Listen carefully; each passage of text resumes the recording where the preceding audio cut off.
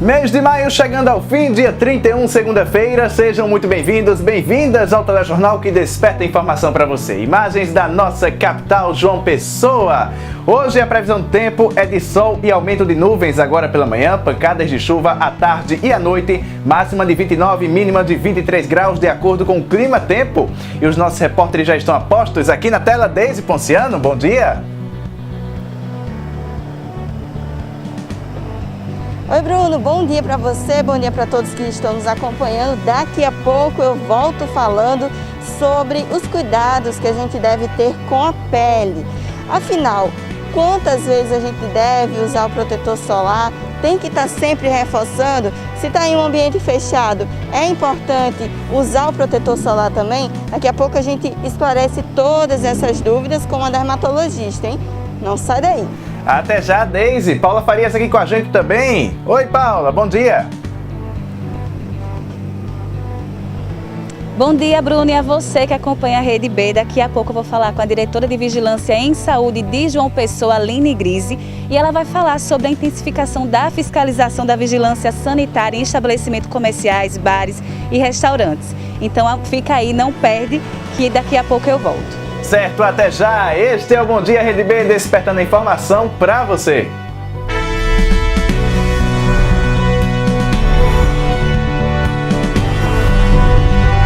Está no ar o Bom Dia Rede B, com Bruno Ataíde. E a gente já abre a edição de hoje falando sobre a Vigilância Sanitária de João Pessoa, que intensificou as fiscalizações, seguindo aí o novo decreto. Paula Farias está aqui com a gente. Tem esses detalhes? Paula, bom dia para você novamente.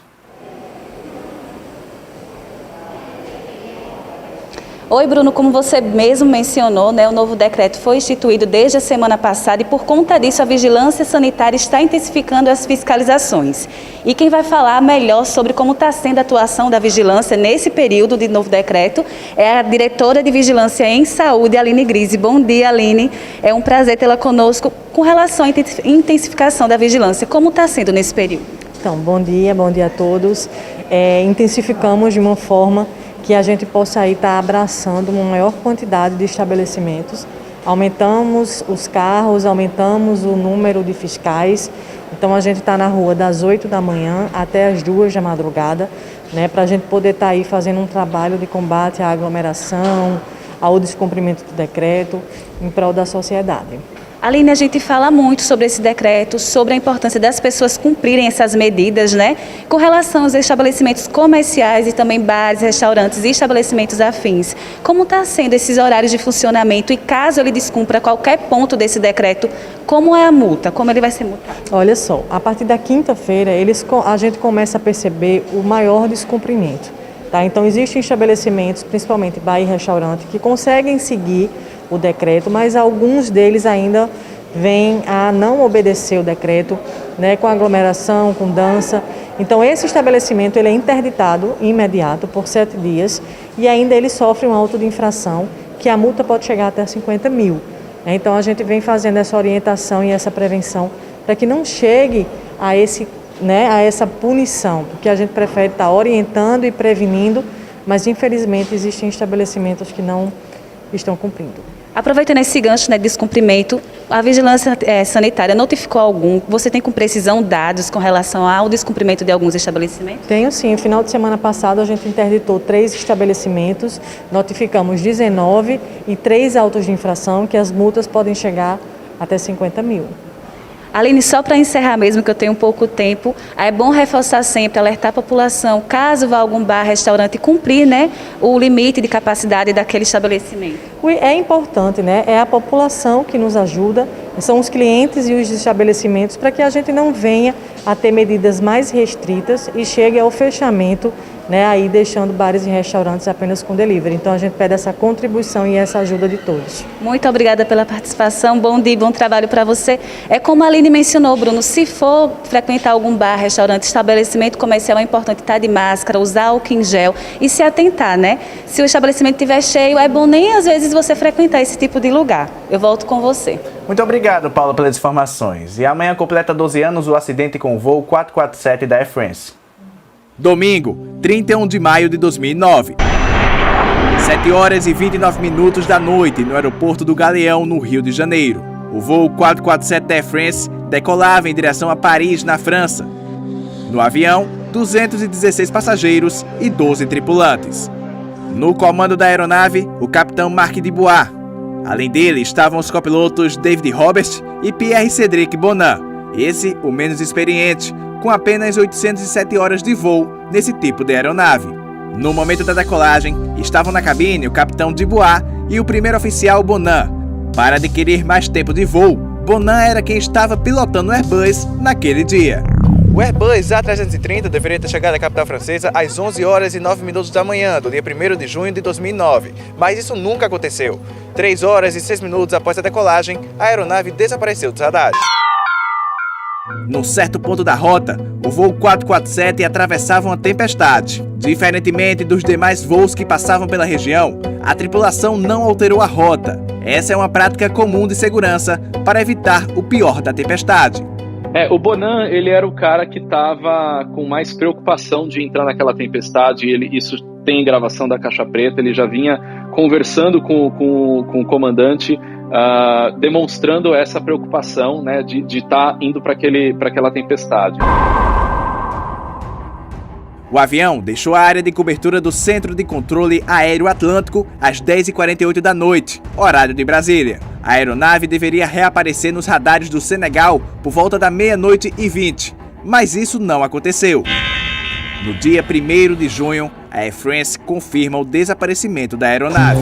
Bom, a Air France lamenta informar que se encontra sem notícias do voo Air France 447, que efetuava a ligação entre Rio de Janeiro e Paris, Charles de Gaulle, com chegada prevista hoje de manhã, às 11h45 da manhã, hora local.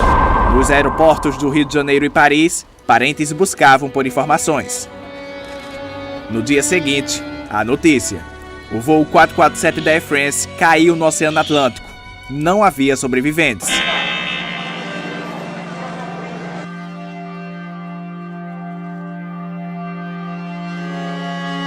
Deve-se fazer uma investigação profunda sobre esse caso. É um fato que deixa a gente muito impressionado. Não é? Como uma aeronave desse porte, não é? Acontece isso. Dentre os passageiros estava o cientista político Ronald Dreyer. Ele trabalhava no Ministério de Relações Exteriores da Suíça e em missões de paz da ONU. Alexandra, namorada de Ronald, conta os últimos momentos que viveu ao lado dele antes do embarque. Eu tinha me despedido dele na noite anterior, eu sabia o horário do voo dele, e no dia seguinte tinha um ritual para vestir a minha filha para a escola. E eu estava vestindo ela, eu sempre ligava a televisão num desenho animado, mas era canal fechado. E nesse dia, não sei porquê, porque eu não tinha o hábito de fazer isso, eu abria no canal aberto. E aí eles cortaram o programa e anunciaram o desastre. Essa morte, essa perda pontuou muito o que eu sou, muito o que eu penso, muito do que eu tinha de romântico em relação ao ser humano e que eu não tenho. Mesmo na associação, mesmo das pessoas que a gente foi conhecendo, que perderam pessoas, algumas pessoas estavam quase que foi uma satisfação ter perdido. Teve gente que correu em advogado, que estava fazendo processo de divórcio e foi lá para suspender, né? Porque tudo no final, as conversas descambam em dinheiro, as companhias se importam com dinheiro. Existe uma grande maldade, insensibilidade. A gente está numa época de insensibilidade, né? 154 dos 228 corpos foram resgatados do mar. Um dos primeiros foi o da Adriana, irmã do Martin. Não senti na voz dela nenhum tipo de... Assim, não estava muito animada para viajar. Normalmente ela gostava de viajar, enfim, ela nunca teve problema com isso. Nesse dia, ela estava muito, assim, reflexiva, né? Um pouco diferente do normal. Isso me chamou muita atenção na ocasião. Realmente, a gente percebe, assim, que ela teve algum tipo de premonição de que alguma coisa errada poderia acontecer. Foi muito claro isso para mim.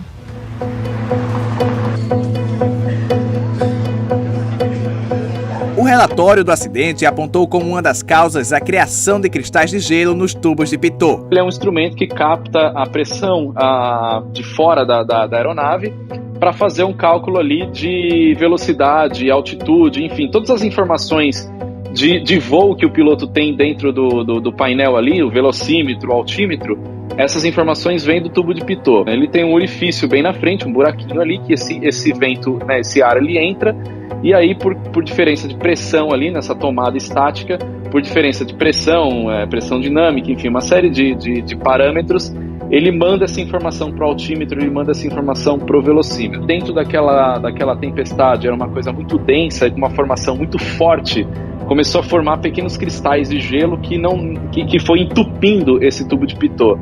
Entupiu esse orifício onde entra o ar não entra mais, o ar não passa mais, as informações de velocidade e altitude, elas deixam de existir para o piloto. Com gelo nos tubos, o piloto automático foi desligado.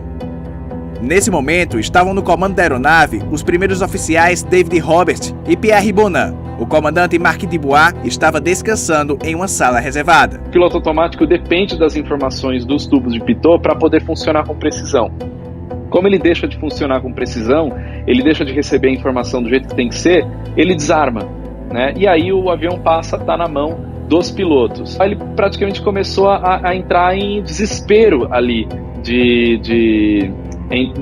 ali naquele comando. Então ele começou a querer comandar o avião de qualquer forma, mas mesmo meio que sem saber o que estava acontecendo, meio que sem saber o que ele estava fazendo ali.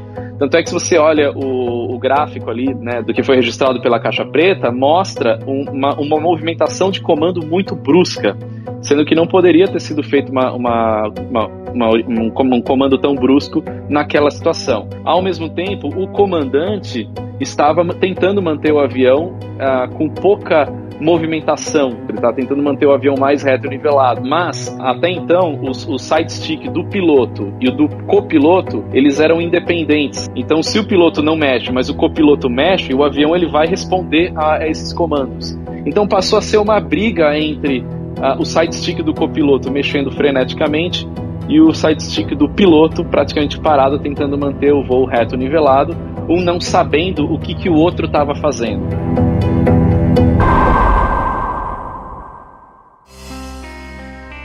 Hoje, o que resta para Alexandra, Martin e outras famílias que perderam é saudade e indignação. Na hora que cai um avião, é impressionante. Cai um avião, eles têm todas as pessoas prontas para lidar com todo o mecanismo, toda a forma que a gente vai se comportar, eles já sabem antes. Eles têm aqueles famosos gestores de crise, que são essas pessoas horríveis que vão lá. Que pena, porque eu perdi uma pessoa que era envolvida em causas humanitárias, era uma pessoa que se importava, era uma pessoa que com certeza faz falta para o mundo. Esse acidente poderia ter sido evitado e de que forma?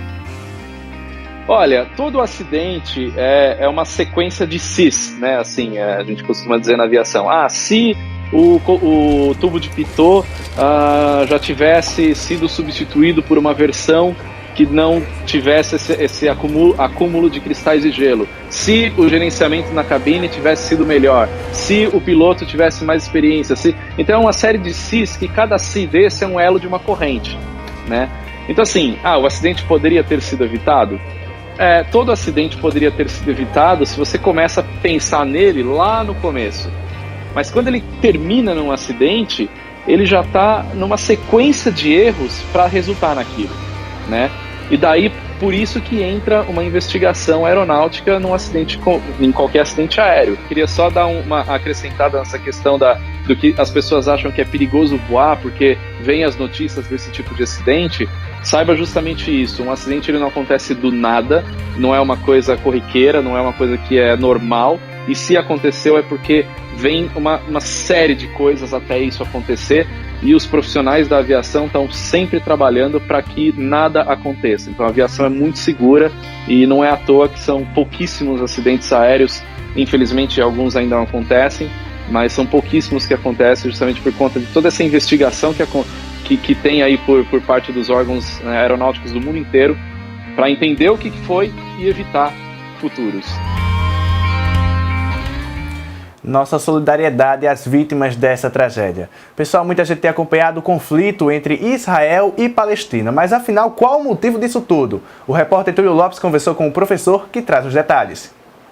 Bom dia a você que está acompanhando a Rede B. Hoje eu converso com o professor, pesquisador e jornalista Maurício Melo sobre o conflito que acontece na Palestina e Israel.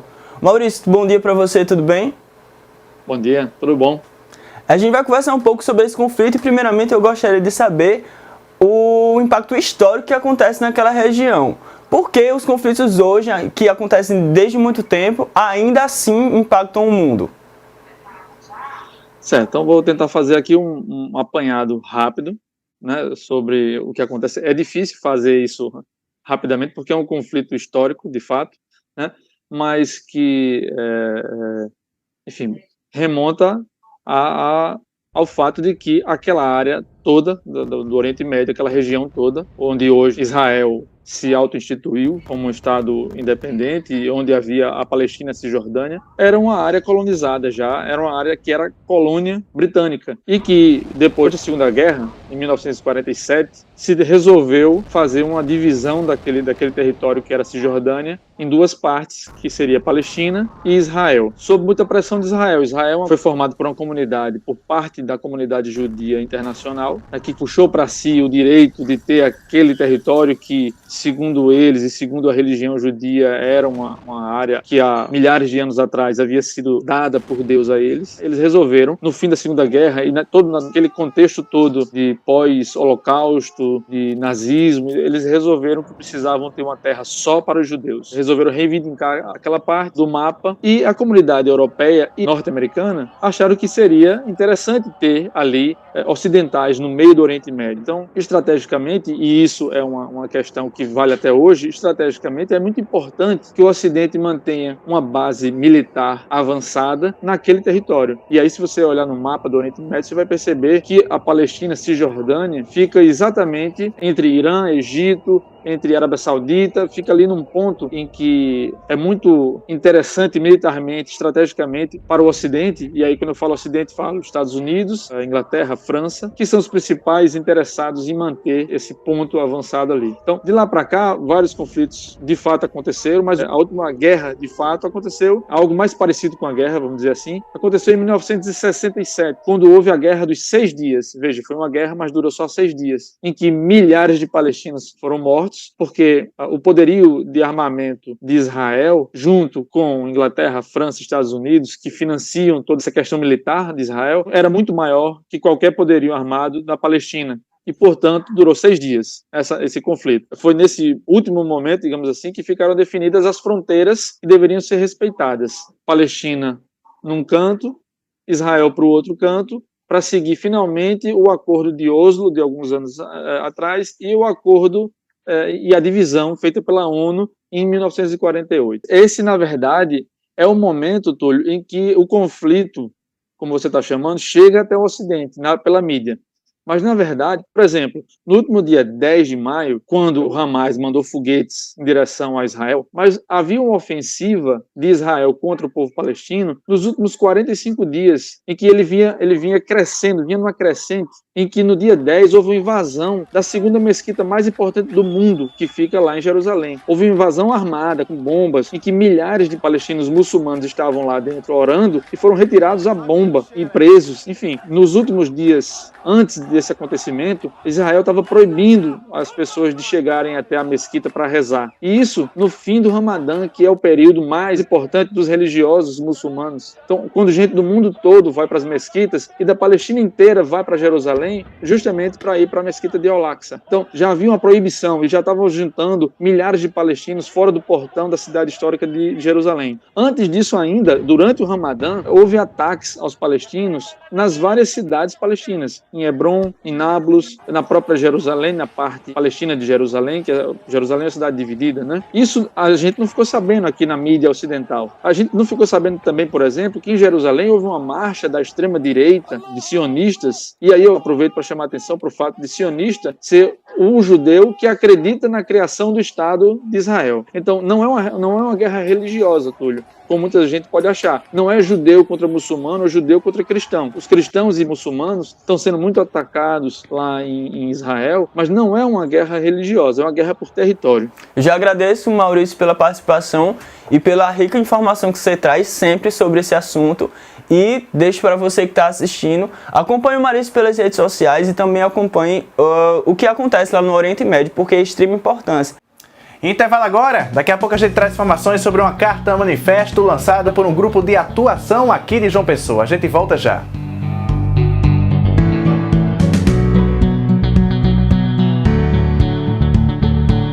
Todo dia um novo dia, despertamos com alegria. Somos a Rede B, informando sobre a cidade, clima e todos os destaques, atual e singular. Somos a Rede B, levando a informação a você.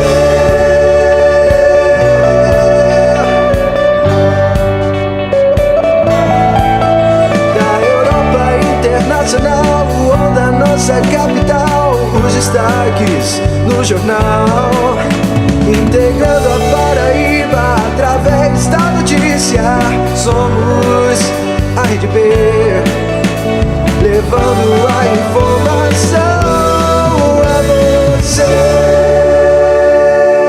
Rede B TV, jornalismo autêntico. Bom dia, Rede B de volta. Na semana passada, um grupo de atores e atrizes paraibanos lançou uma carta manifesto. Paula Farias. Agora vamos falar sobre cultura. O Coletivo Atuador, que é um grupo artístico aqui da Paraíba, que faz parte de um projeto de extensão da UFPB, divulgou na última quarta-feira um filme manifesto destinado a atrizes e atores paraibanos. Quem vai explicar um pouco melhor sobre esse projeto é Célie Farias, que é uma das organizadoras. Bom dia, Célie, tudo bem?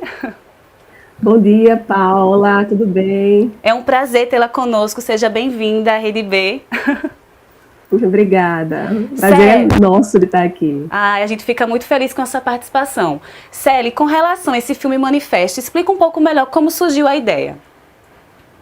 Então, nos primeiros meses da pandemia de Covid-19, no ano de 2020, o Coletivo Atuador passou as suas atividades que estavam acontecendo de maneira presencial para o formato online. E, inquietados pela situação que estávamos vivendo, a gente sentia a necessidade de colocar para fora um pouco do que era ser ator e ser atriz nesse momento. E aí nós tivemos contato com um texto chamado Carta aos Atores, de Valéria Novarina. E esse texto, assim, nos moveu, nos mexeu, nos inquietou, porque ele dizia muito do sentimento que estava nos povoando naquele instante. E aí a gente resolveu transformar aquele texto dramatúrgico, a princípio, em um vídeo manifesto, em uma obra audiovisual, que é o foco de estudo e pesquisa do Coletivo Atuador. E a gente transformou, então, nesse filme manifesto, né, que é a Carta para Atrizes e Atores, que é esse lugar de refletir sobre essa importância do nosso ofício, né, sobretudo nessa época que a gente está vivendo, né, de desafios para a execução das artes da presença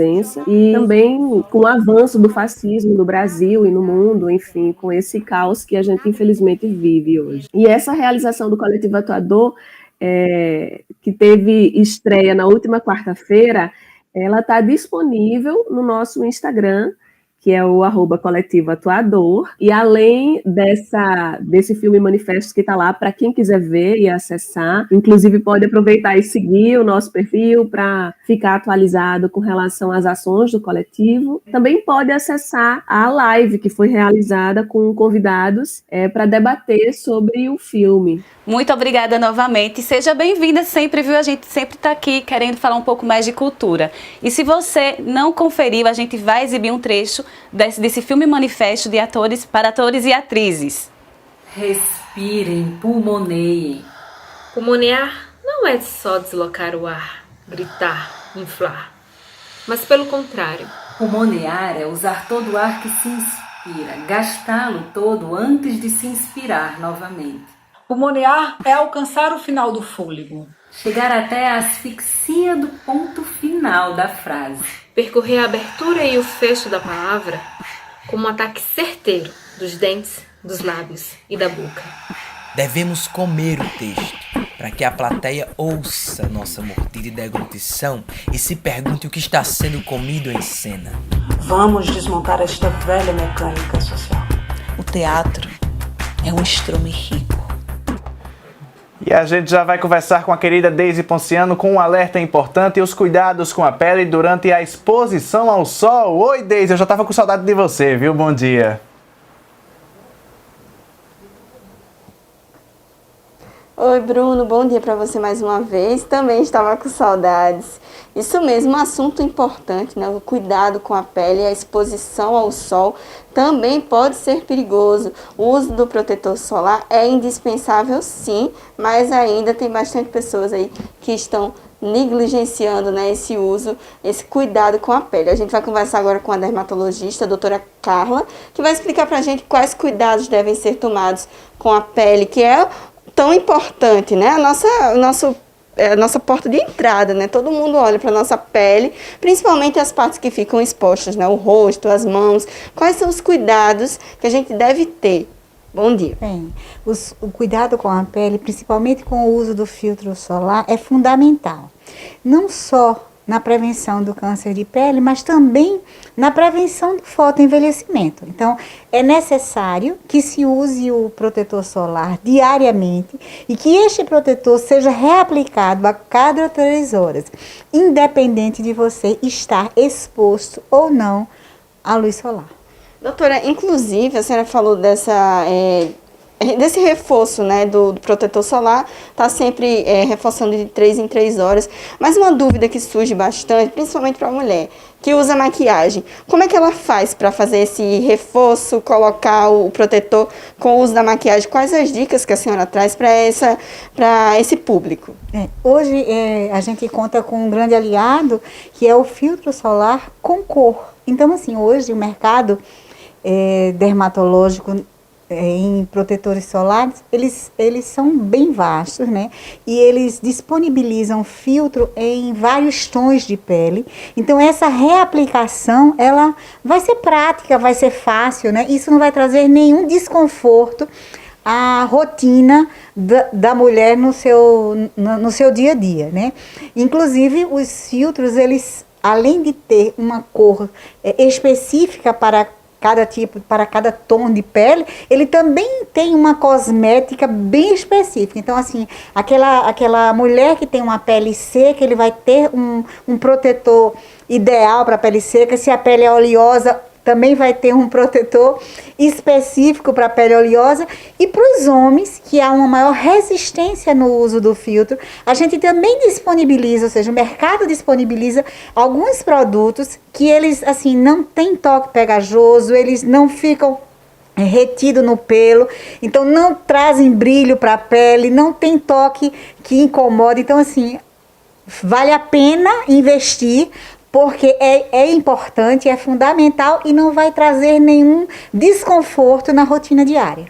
Ótimo, é importante falar sobre esse assunto. Inclusive, uma dúvida que surge bastante quando a gente vai abordar esse assunto do uso do protetor solar e do cuidado com a pele, são aqueles itens, né, que são vendidos em farmácias muitas vezes, como pós com protetor solar.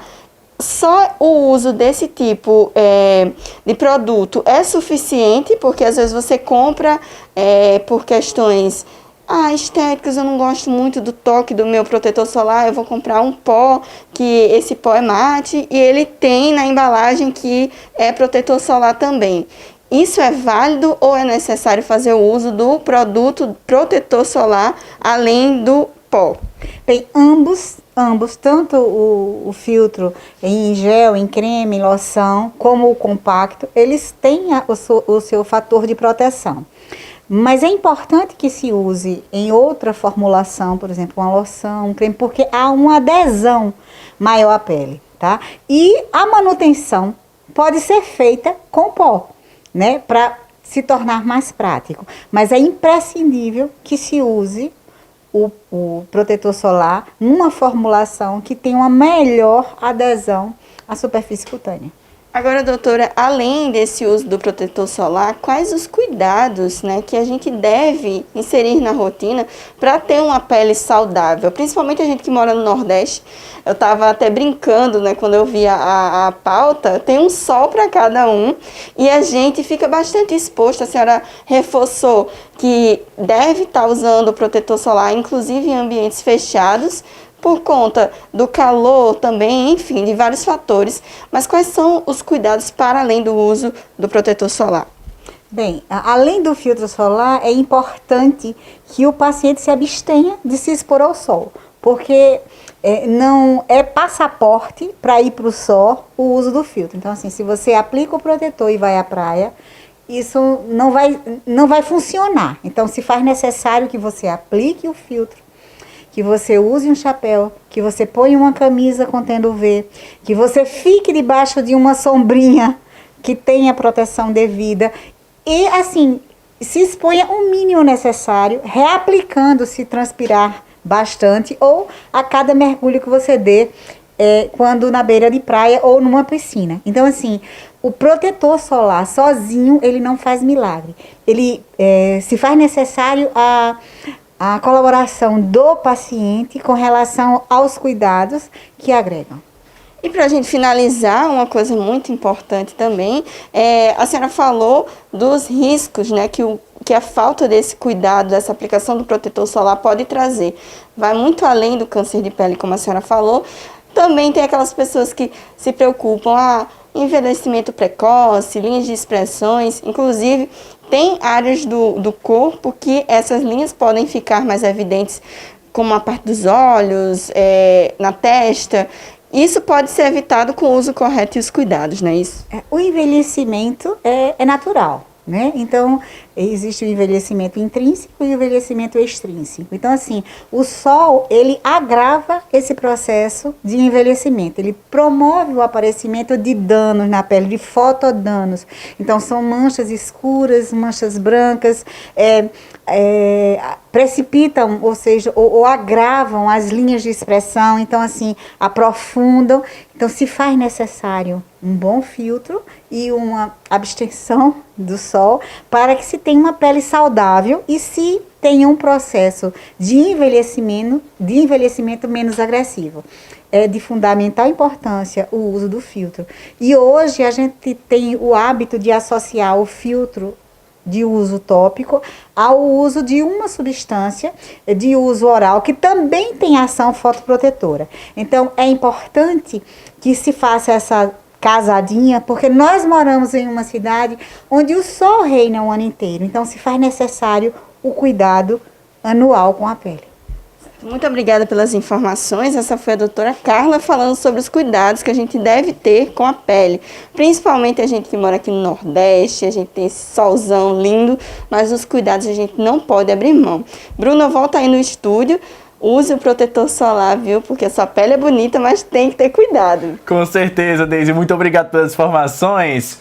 E o Bom Dia Rede B de hoje vai ficando por aqui. Agradeço demais a sua audiência. Esta a última edição das segundas-feiras. A partir da semana que vem teremos as edições de sexta-feira. Em breve uma nova programação aqui na Rede BTV em julho, viu? Novidades. Tchau, tchau.